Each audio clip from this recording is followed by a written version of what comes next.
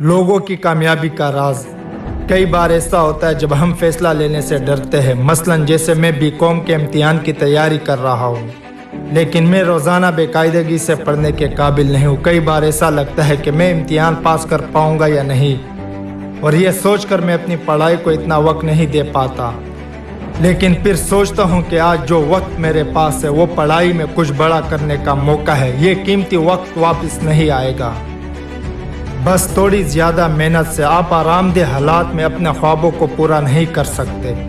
इसके पीछे एक बड़ी वजह है, और आज आप इस कहानी के ज़रिए वजह जानेंगे जो आपको कामयाब होने में मदद देगी। लोगों की कामयाबी का राज। एक बच्चा अपने बाप से पूछता है, पापा, लफ्ज़ अजीम का क्या मतलब है? मैंने कई जगह पढ़ा है कि वो शख्स अजीम था, उसने ये काम किया, उसने वो किया। आप मुझे बताएं कि अजीम लोग कौन है और वो कैसे अजीम बनते हैं। वालिद ने कहा, ठीक है। बाप ने एक आइडिया सोचा कि बेटे को लफ्ज़ अजीम का मतलब समझाया जाए। बेटे से कहा कि 2 पौधे लाते हैं, एक घर के अंदर और दूसरा घर के बाहर लगाते हैं। पौधे लगाने के बाद बाप कहता है कि बेटा, तुम्हारा क्या ख्याल है, इन दोनों में से कौन सा पौधा उगेगा और महफूज रहेगा? बेटे ने कहा, अब्बा जी, ये पूछने की बात है। जो हमारे घर के अंदर पौधा है वो महफूज है, बढ़ेगा। बाहर का पौधा बिल्कुल भी महफूज नहीं, इसे कई मौसमों को बर्दाश्त करना पड़ेगा, यहाँ तक कि एक जानवर भी उसे खा सकता है। वालिद साहब खामोश रहे और बोला, बेटा, वक्त आने पर मैं इसका जवाब दूंगा। बेटा 4 साल पढ़ाई के लिए बाहर जाता है, और जब वापस आता है तो घर के अंदर लगे पौधे को देखकर कहता है कि पापा, मैंने आपसे कहा था कि इस पौधे को कुछ नहीं होगा, ये महफूज रहेगा। बाप मुस्कुराया और बोला, बेटा, बाहर जाकर और दूसरा पौधा देखो।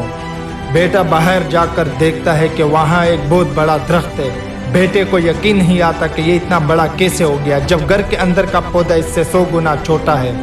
बाप बेटे को समझाता है कि बेटा, ये पौधा इतना बड़ा दरख्त बन गया क्योंकि इसने हर मौसम का मुकाबला किया, हज़ारों मुश्किलात का मुकाबला किया, लेकिन अंदर का पौधा महफूज था। इसलिए उसने ना तो किसी मौसम का सामना करना पड़ा और ना ही इसे सूरज की रोशनी मुनासिब तरीके से मिली, और इस वजह से ये बड़ा ना हो सका।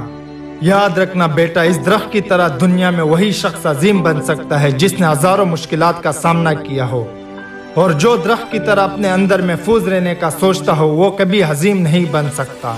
इस कहानी से हमें क्या सबक मिलता है? दोस्तों, अगर आप किसी काम में नाकाम हो जाए तो आप उदास हो जाते हैं। आप ये मत सोचें कि इस काम में गलती कहाँ हुई, ताकि आप इस गलती को दुरुस्त कर सके। मैं हार मानूंगा तो अंदर के दरख्त की तरह तुम भी जिंदगी में बड़े नहीं बन पाओगे।